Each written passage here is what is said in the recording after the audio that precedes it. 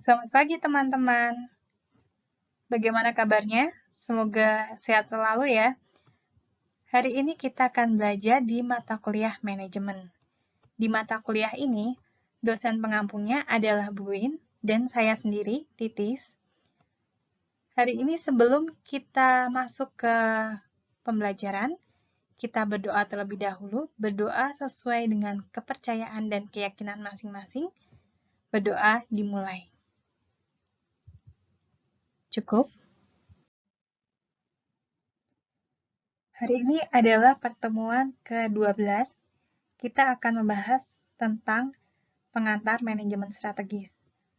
Dalam pertemuan ini, kita akan membahas pengantarnya saja karena di beberapa semester ke depan, kalian akan mendapatkan mata kuliah manajemen strategis yang tentunya dengan materi dan pemahaman yang lebih mendalam.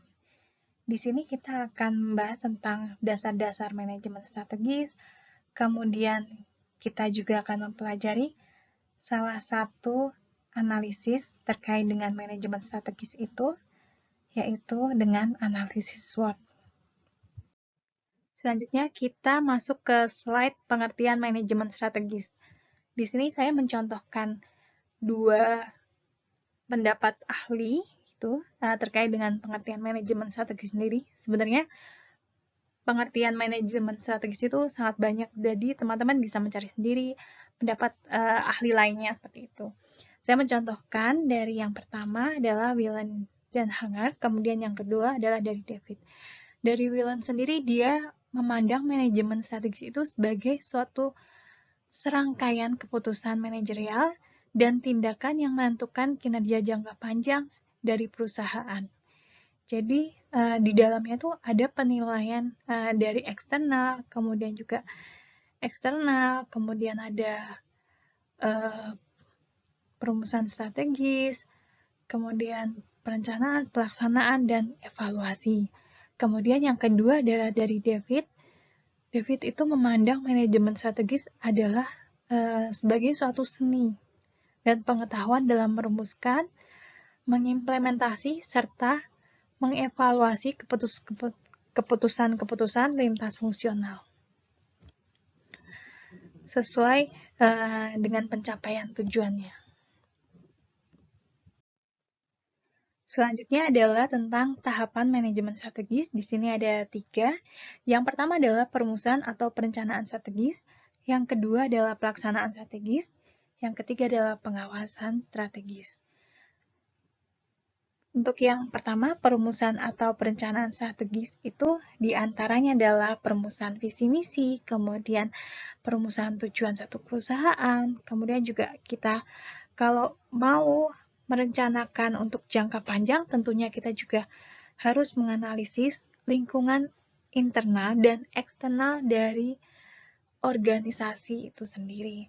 Dan di sini salah satunya adalah kita bisa menggunakan analisis SWOT. Teman-teman yang masih bingung apa sih itu sebenarnya SWOT, itu tuh bentuknya seperti apa, kemudian dia itu ngapain sih gitu kan. Jadi di sini ada beberapa pengertian. Ini menurut Sagala, pendapat ini diutarakan di tahun 2013. Jadi menurut Sagala ini, SWOT adalah suatu analisis kebijakan yang diambil berdasarkan kekuatan. Nah, kekuatan ini sebenarnya dia melihat apa saja hal-hal yang menjadi kekuatan sebagai modal yang dapat diandalkan. Kemudian, kelemahan, yaitu melihat hal-hal yang dipandang menjadi kelemahan sehingga membentuk prioritas untuk mengatasi kelemahan tersebut. Kemudian, ada juga nih peluang, yaitu peluang apa saja yang mungkin dapat diraih untuk mengatasi kelemahan dan mendukung kekuatan, serta ada ancaman, yaitu hal-hal yang dapat menjadi tantangan baik dilihat dari hal yang positif maupun yang negatif, sehingga dapat dijadikan sebagai pemicu meningkat prestasi suatu organisasi untuk mencapai tujuan yang efektif dan efisien. Teman-teman, kalau misalnya masih bingung nih antara 4 dimensi ini, yuk kita ke slide selanjutnya. Sebenarnya analisis SWOT ini sendiri, dia itu dilihat dari dua faktor, yaitu faktor internal, kemudian faktor eksternal gitu. Jadi tergantung sudut pandangnya teman-teman. Kalau misalnya kalian sedang melihat suatu strategi di suatu perusahaan misalnya, atau di suatu organisasi publik, berarti internalnya itu adalah internal dari perusahaan atau organisasi publik itu sendiri. Sementara eksternalnya itu berarti lingkungan luar, di luar perusahaan atau organisasi publik itu sendiri. Jadi, misalnya kalian nih mau menganalisis gitu kan. Nah, di sini ada kalian melihat faktor internalnya perusahaan itu bagaimana sih? Jadi dari kelemahan, weakness, kemudian juga kekuatan dari perusahaan itu apa saja. Kemudian selanjutnya kalian melihat nih bagaimana sih lingkungan eksternalnya itu bagaimana gitu. Jadi lingkungan eksternalnya itu bisa berupa peluang, kemudian bisa berupa ancaman-ancaman gitu. Kemudian kita akan membahas terkait dengan tujuan dan manfaat analisis SWOT itu. Jadi di sini teman-teman ada yang sudah dapat manajemen strategis belum? Kayaknya belum ya. Nanti mungkin teman-teman bisa baca sekilas dulu di referensi lain atau di internet, gampangnya manajemen strategis itu seperti apa sih gitu. Jadi sebenarnya SWOT ini juga berkaitan dengan manajemen strategis itu sendiri, di mana informasi hasil analisis SWOT itu sesuai dengan manajemen strategis nih, dia itu berkaitan dengan rumusan misi, visi gitu. Kemudian ada juga berkaitan dengan dasar perumusan tujuan. Selanjutnya dia juga sebagai acuan dalam menyusun strategi serta rencana kegiatan yang akan dilakukan. Jadi ini sangat-sangat berkaitan sekali. Kemudian untuk tujuannya SWOT itu sendiri adalah untuk mengidentifikasi berbagai permasalahan yang berkembang, yang dimungkinkan menghambat, menghalangi, atau mengganggu berlangsungnya kehidupan organisasi. Nah, selanjutnya manfaatnya itu adalah dengan analisis SWOT sendiri, setiap pembaru organisasi akan lebih memahami dan menanggapi faktor-faktor penting dari kinerja organisasi.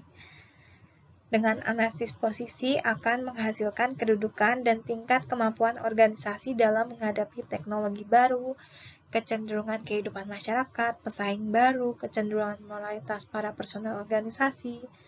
Kemudian juga sebelum strategi disusun, data tersebut selanjutnya diinterpretasikan ke dalam pilihan-pilihan tindakan sesuai dengan kegiatannya, sehingga menentukan pilihan sesuai dengan kebutuhan, keinginan, dan harapan.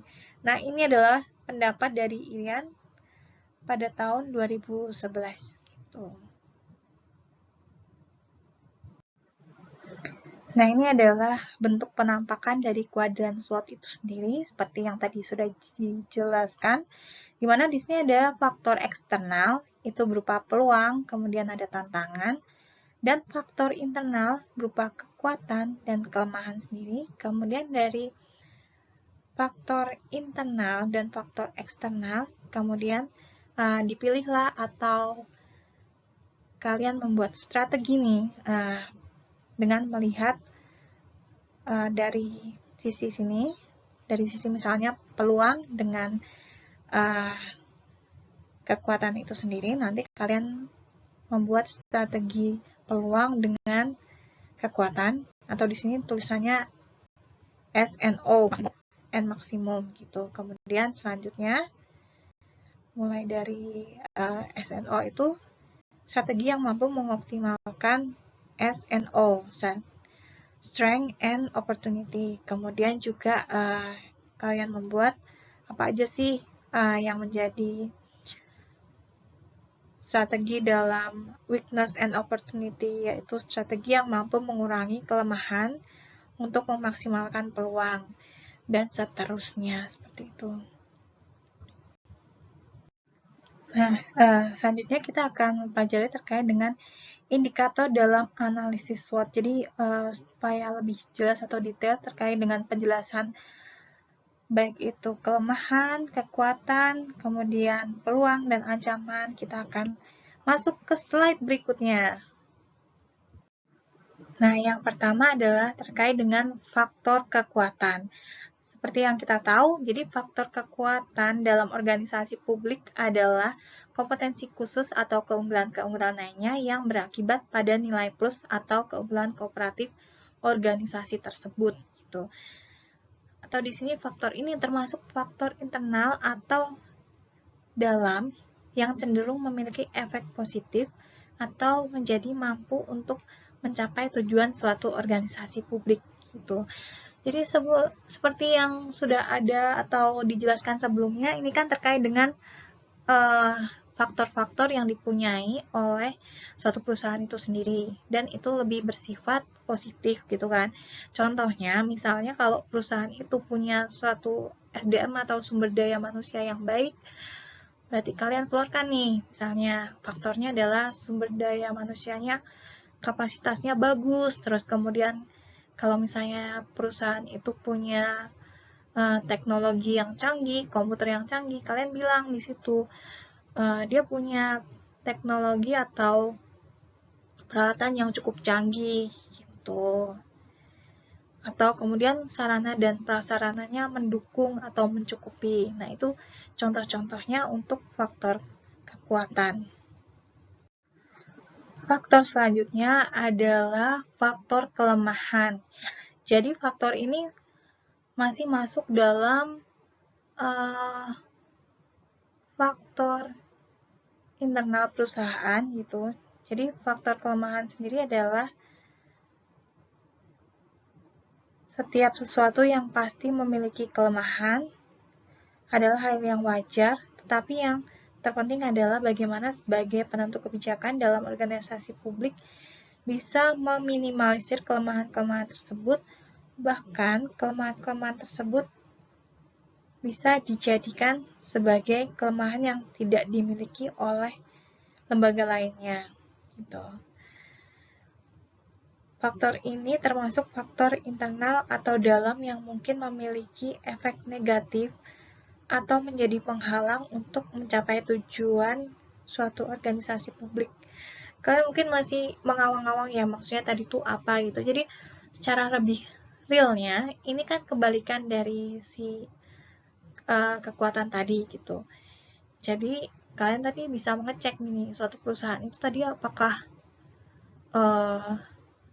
SDM-nya bagus atau jelek. Kalau ternyata bukan jelek ya, maksudnya kurang gitu. Apabila ternyata kurang gitu, misalnya SDM-nya kurang baik kapasitasnya, seperti itu, keahliannya kurang, kemampuannya kurang, atau tadi ternyata sarana prasarananya tidak mencukupi, atau teknologinya kurang gitu. Atau bisa juga kalian melihat nih dari segi anggaran, ternyata anggarannya dia atau dana yang dia miliki gitu juga kurang, misalnya seperti itu. Jadi itu contoh-contoh kelemahannya. Bisa juga mungkin dari manajemen perusahaan itu sendiri kurang baik, itu bisa kalian tuliskan di situ. Jadi beberapa baik dari tadi kelemahan dan kekuatan itu perlu kita lihat secara baik-baik dari perusahaan itu sendiri. Jadi kita petakan nih, dia baiknya di mana, kemudian kurangnya di mana, kalian list, baru kalian taruh nih di sini. Gitu. Nah, selanjutnya kita bergerak dari lingkungan internal ke lingkungan eksternal gitu. Maksudnya lingkungan eksternal atau luar dari perusahaan itu sendiri. Yaitu yang pertama akan kita bahas adalah faktor peluang. Di sini peluang adalah suatu kondisi lingkungan eksternal yang menguntungkan bahkan menjadi formulasi dalam organisasi publik. Nah, faktor ini termasuk faktor eksternal atau luar yang cenderung memiliki efek positif pada pencapaian atau tujuan organisasi publik atau tujuan yang sebelumnya tidak dipertimbangkan. Jadi ini adalah faktor-faktor yang tidak bisa dikendalikan oleh perusahaan sendiri karena datangnya dari luar perusahaan seperti itu.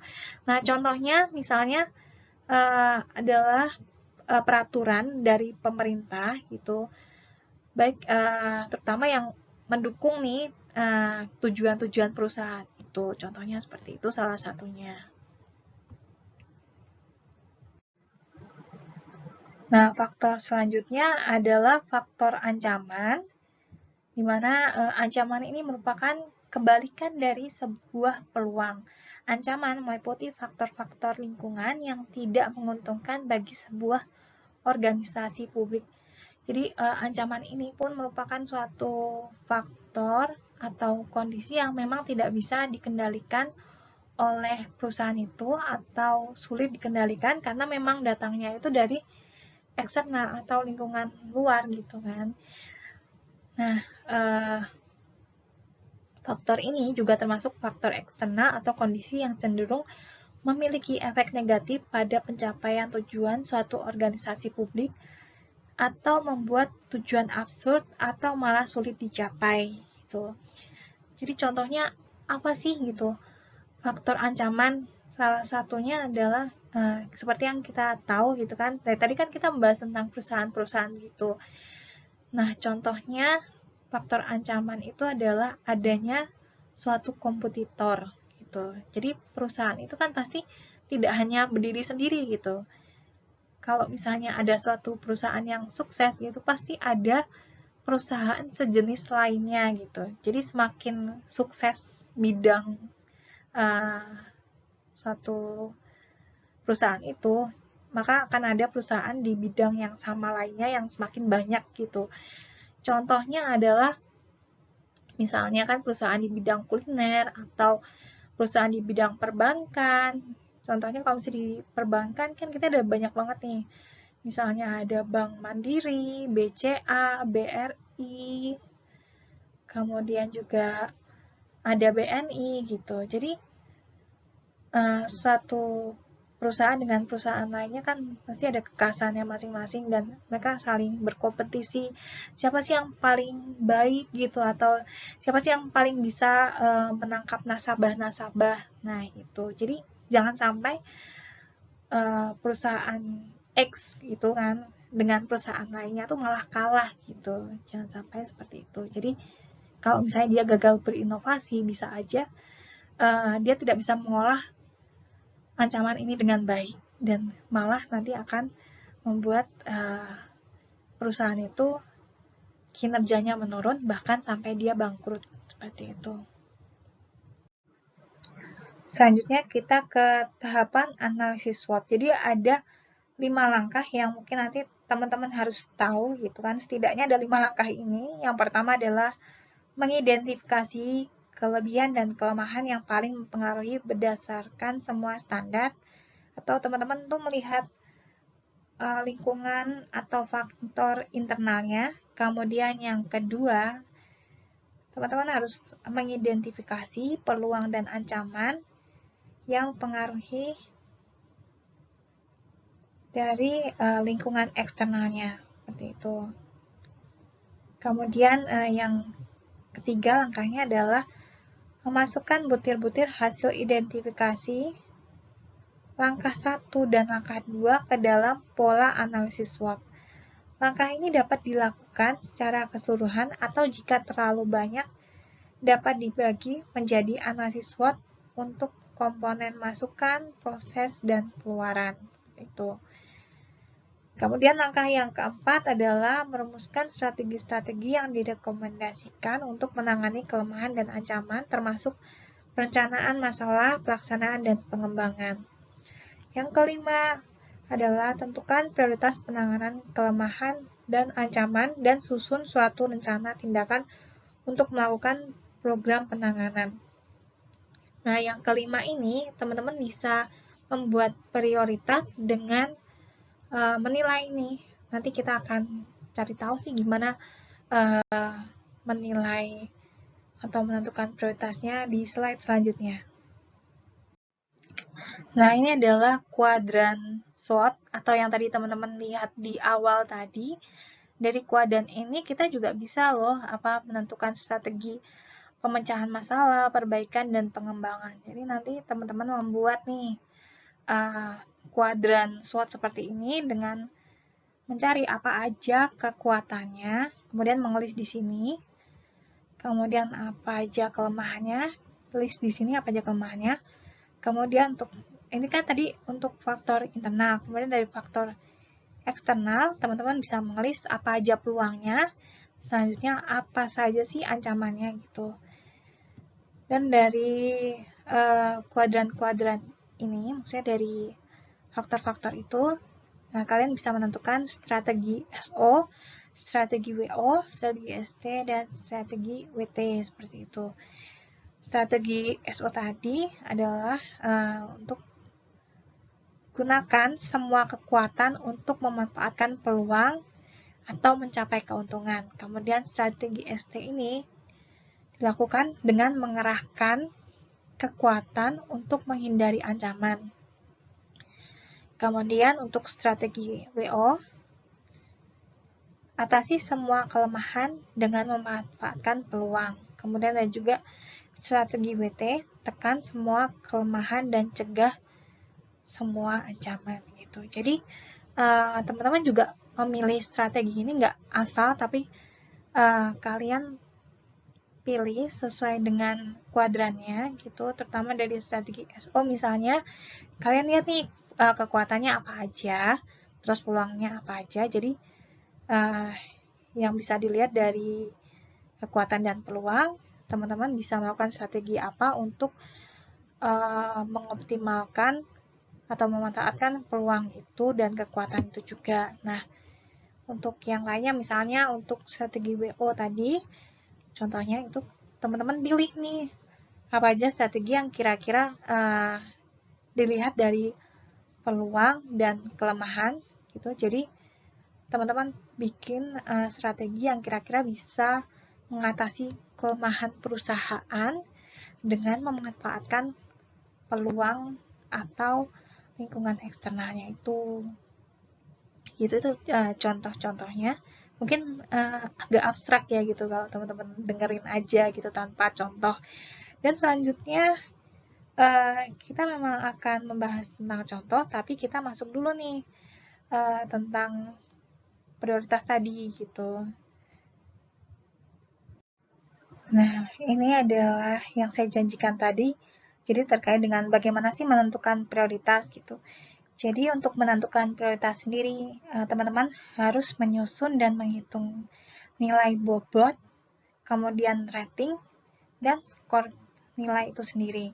Jadi bobot itu teman-teman melihat nih dari pernyataan atau list yang teman-teman tadi buat, itu apakah dia sangat penting, standar, tidak penting, atau sangat tidak penting. Kemudian dari ratingnya dilihat apakah dia sangat baik, naik, netral, tidak baik, sangat tidak baik. Nah, ini tuh sebenarnya untuk skalanya sendiri tuh teman-teman bebas untuk menentukan skalanya itu seperti apa gitu. Tapi teman-teman juga bisa pakai skala yang ini saja gitu untuk mempermudah tentunya. Kemudian untuk skor nilai sendiri, jadi skor nilai itu adalah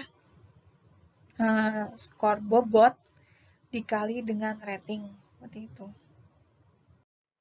Selanjutnya ini adalah contoh suatu perusahaan yang bergerak di bidang kuliner atau di bidang pengemasan ikan atau pengalengan ikan seperti itu, atau penjualan produk ikan atau sarden. Nah, seperti itu. Kemudian di sini ada beberapa kekuatan, misalnya aku ambil satu poin ya gitu. Kekuatannya misalnya dari si perusahaan itu sendiri, dia punya komoditas tangkapan ikan perusahaan yang memiliki kualitas berstandar ekspor gitu. Kemudian untuk kelemahannya itu ada teknologi penangkapan ikan yang dimiliki perusahaan kurang canggih. Kemudian untuk peluangnya Misalnya, industri pengalengan ikan di Indonesia memiliki potensi sangat baik untuk dikembangkan. Kemudian untuk ancamannya, pesaing bisnis antar perusahaan perikanan semakin tajam, seperti itu. Jadi ini teman-teman bisa lihat di sini ada beberapa strategi yang kemudian dibuat sesuai dengan faktor internal dan faktor eksternal itu sendiri. Saya ambil contoh untuk strategi SO ya misalnya tadi. Jadi dilihat dengan komoditas tangkapan ikan yang memiliki kualitas berstandar ekspor dan mempertimbangkan juga industri pengalengan ikan di Indonesia yang memiliki potensi sangat baik untuk dikembangkan. Kemudian strategi yang dipilih adalah membuat produk dengan kualitas standar internasional untuk memenangkan pasar gitu. Jadi supaya di persaingan pasar bebas perusahaan itu tidak kalah dengan perusahaan lainnya. Seperti itu. Ini adalah contoh dalam menyusun atau menentukan prioritas suatu faktor yang seperti itu gitu. Jadi ini teman-teman bisa lihat di sini ada bobot, kemudian rating, ada skor. Nah, teman-teman pasti kan bingung nih, gimana sih kita menentukan nilai-nilainya itu sendiri. Jadi ada berbagai macam cara untuk menentukannya itu. Bisa dari teman-teman melakukan survei seperti itu gitu. Kemudian ada juga dengan penentuan secara berkelompok, FGD seperti itu. Tapi kalau untuk teman-teman mungkin jika mau latihan mungkin bisa secara subjektif teman-teman berdiskusi dengan anggota kelompoknya gitu. Jadi menentukan ini bobotnya itu berapa sih gitu. Kemudian ratingnya berapa, kemudian baru dinilai skornya itu berapa. Seperti yang teman-teman lihat di sini, bobot dan rating itu dikalikan, kemudian dapatlah skor akhir begitu. Dan nanti kan setelah mendapatkan nilai-nilai ini, teman-teman bisa lihat nih. Jadi ditambahkan, misalnya strength dan weakness itu ditambahkan jadi berapa? 4,82 seperti itu. Jadi nilai untuk strategi itu 4,82 gitu. Kemudian juga untuk misalnya weakness dan opportunity itu nilainya 4,9. Nah, ini antara 4,9 dengan 4,82 kan tinggian yang 4,9, berarti yang lebih prioritas adalah yang strategi untuk weakness dan opportunities. Nah, begitu contohnya. Nah, kita sudah sampai di slide terakhir. Itu tandanya materi hari ini, materi di pertemuan ini sudah selesai. Dan ada baiknya sebelum kita tutup perkuliahan hari ini, kita berdoa terlebih dahulu supaya apa yang kita dapatkan di hari ini bisa bermanfaat dan kalian bisa menyerapnya dengan baik. Serta untuk jangka panjang kalian bisa menerapkan konsep-konsep atau materi ini dalam kehidupan kalian besok saat bekerja terutama seperti itu. Dan sebelum kita mengakhiri perkuliahan hari ini, kita berdoa terlebih dahulu. Berdoa dimulai. Cukup. Untuk teman-teman yang ada pertanyaan atau ingin mengajukan pertanyaan, bisa dituliskan di kolom komentar di Google Classroom. Itu. Sampai ketemu minggu depan. Wassalamualaikum warahmatullahi wabarakatuh. Selamat siang teman-teman.